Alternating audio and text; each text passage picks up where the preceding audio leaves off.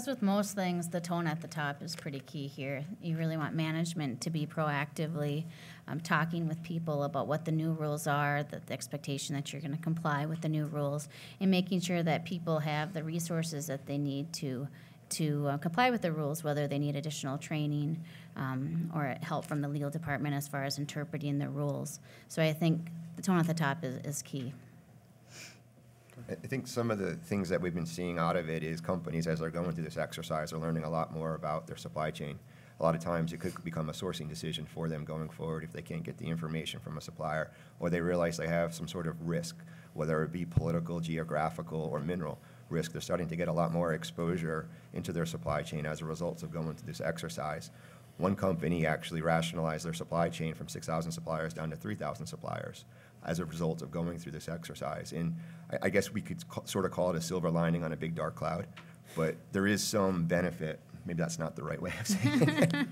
But there is some benefit that companies are getting through going through this exercise. Bella, you're working with a lot of companies.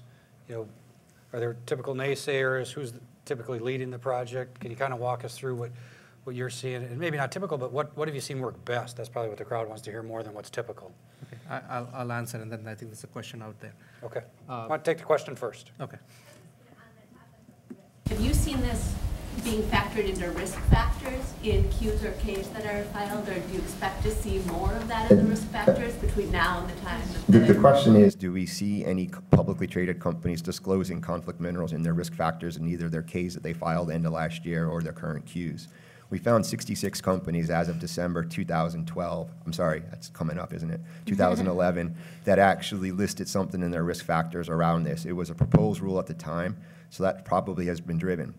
We're going to do currently a search for, if you're on a calendar year, the third quarter Q, which most companies have filed in the last couple of weeks to see where they included it, because the rule became effective and final in the third quarter. So we would expect that there would be some discussion around risk factors for future SEC securities rules that they actually have to comply with, although it would be in a separate form, Form SD, not included as part of their K or their Qs. So we're actually currently doing that search right now as we get through earnings release season and Qs being filed. The only thing, Tom, I'd like to add to this slide is that there is no one function in a company that can drive this process end to end. I mean, if a company says, hey, Mr. So-and-so in procurement, you take care of this and get it done all the way through, it will not get done because it's a complex legislation. The requirements are complex. Even at a firm like KPMG, we work across different functions to get this done, right? So there's audit involved, there's supply chain involved, there's strategy involved. So we typically recommend to clients that you have a sponsor, an executive sponsor for this. Typically whoever is going to sign Form SD, if you decide that, drive this kind of oversee the project. But then you need to have people from different groups involved, and that's why we try to lay out what the involvement of the groups will be in each of the phases. First phase around developing the strategy, the policy and all that, legal, sustainability could be heavily involved. The second phase around identifying this, the 3TG, asking your suppliers a question, that will be primarily driven by supply chain, procurement, buyers in the retail sector. The third phase, again, it comes down to internal audit. I mean, if you talk to a supply chain person about controls, you say, what does that mean, right? So you got to start talking to people in internal audit about institutionalizing it, building in controls for future products. And lastly, when you come down to the report, that's where probably SEC reporting comes in and takes over. And amongst the best practices, we also advocate for forming a governance committee, people with representation from each of these different groups come together. They may not drive each individual project, but then you lay out a project plan and everyone knows that, okay, in Q3, I'm going to hit with this task. In Q4, I need to go do this. So you lay out a project plan, identify the key stakeholders, who's going to do it, and then that's a much better way of doing it. And I've seen projects fail where one person takes charge and tries to do it all the way through, and you can only take it to a certain extent, and then it stops. I mean, I might equate it to back when SOX first came out, right? If one person would have tried to drive all that documentation, it got driven down to process owners to take on their individual responsibility and had to bring it back up. Similar to that? Yeah, something like that. And again, I mean, one surprising thing I see often in companies, especially, companies that came together by acquisition, IT is a big stumbling block. I mean, you may not be able to know, where is my 3TG? I don't know. Who are my suppliers for this? I don't know. Well, we have SAP here, we have this Oracle here, we have another system here, and then across the pond in Europe, I don't even know what they do. So that's why you need to start bringing in people with that kind of background in and say, okay, who all need to be involved, and then you assurate out the project plan. So how about a budget for this? It's a very big one. I mean, talk about tone at the top, I mean, people aren't looking to spend extra money right now, and this sounds like it takes extra resources.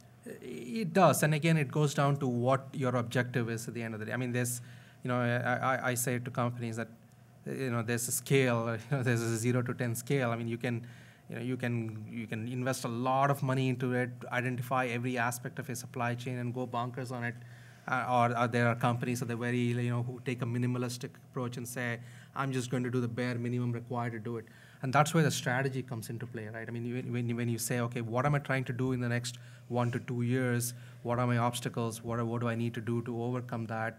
And then say, okay, this is a complex piece. I'm most likely will be undeterminable in year 1, but by year 2, I hope to get all this done. You start late out, and you can work it out. And that's why Jim said, you try to tag this on to other sustainability issues that you may have. Your policy, you may already have an IT portal where you're asking your suppliers some questions. So it may be adding some more questions to that IT portal.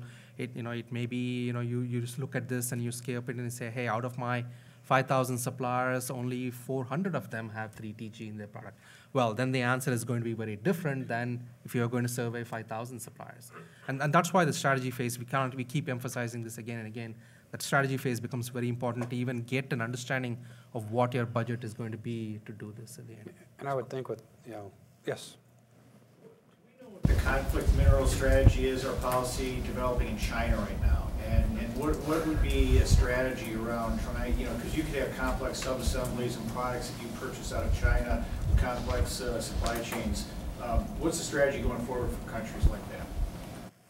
I'll answer and then maybe you can take it on as well.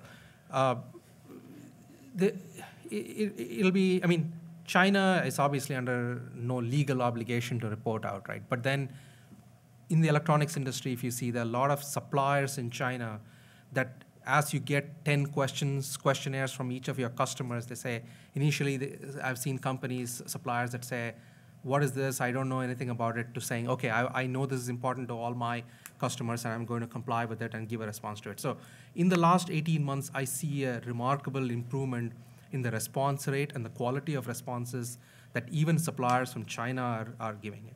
The EICC questionnaire is available in Mandarin. There's training materials available in Mandarin and Chinese, Cantonese. There's, also, there are some challenges. For example, the world's largest supply of tin is China, right? And if you look at the conflict-free smelter program, tin is the most far behind. And so that's a bottleneck. But again, the silver lining is that as customers exert pressure on their suppliers, companies even in China and Vietnam and India and Taiwan are responding. I mean, if you think about gold jewelry, I saw one of my clients, this is about a year and a half ago, their gold supplier in India said, I don't even know what this is. They signed an affidavit and on a piece of paper and said, yeah, everything I have is conflict-free, and sent it out, basically saying, this is my response, right? And today, when I see responses coming back from Indian gold suppliers, they say, yeah, this is LBMA certified gold that I procured from so-and-so, this is my chain. So there is a lot of improvement on it. Yeah, actually, China's a fascinating case here, and it's probably a model for all kinds of other supply chain issues that happen there. But many Chinese smelters supply, at least in part, companies that are publicly listed here through the supply chain. And so just to give 2 examples, so for tantalum, there are 13 major smelters, 12 of which have been audited to be conflict-free now as part of this conflict-free smelter program. 3 of those are Chinese, and all 3 companies have passed the audits. In other words, they've had, and these conflict-free smelter programs are very extensive, the audit program. So they've had auditors come from the electronics industry, essentially, into their factories out in various parts of China, some places rather remote. And they've all three passed. One took significantly longer than the others. Tin is kind of the next challenge, I think, but some of the companies have started there. And for gold, China's the number one, it varies between India and China, the number one buyers of gold worldwide. They've actually signed on to the gold audit protocol now. And so through the Shanghai Gold Exchange and through the partnership with the London Bullion Market Association, so their smelters or gold refiners are now going to go through these audits because they want to be able to sell their gold as conflict-free. Otherwise, it's going to be sold at a discount, frankly. And for gold, it's maybe a 5 or 10% discount. For tantalum, you could see a 50% discount if you're not labeled as conflict-free because no major electronics company will buy. But it's really, I think, incumbent upon all of us to say, we want to set the standards, and the more companies that participate in joining these industry-wide projects, the more the suppliers and the smelters are going to join in.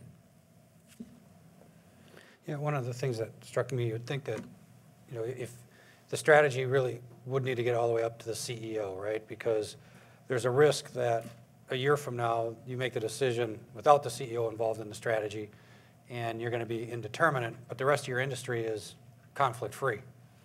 And that might not be a great place to be if you're the outlier. And if that's the first time your CEO is hearing about it, that's probably not a great place to be either. So have you seen any trends of who owns the project ultimately? Who in the C-suite ultimately owns the project? Again, I mean, owner is it's a bad word because, when you say owner, other people tend to walk away and say, yeah, okay, now you're the owner, thank you. Take care of it. Best of luck. So Going back to my day job. Champion's a good word. Team leader. Yeah, it comes down to the company's culture. I mean, who's been heading, corporate social responsibility issues? If it's core to the values of the companies, then it may be, it may be at the very top. If it's a primarily supply chain driven company, that's where the challenges are. Then supply chain will own it. I mean, if it's if you're trying to make a statement with it, then sustainability will own it. So it varies across the board. In some ways, somebody puts up their hand and say, yes, this is important to my group, and goes and does it. Or in other cases, the CEO says, okay, you take care of it. It's your puppy, and you drive it. But then let me know what support you need from other groups. There's another question. Question? Yes.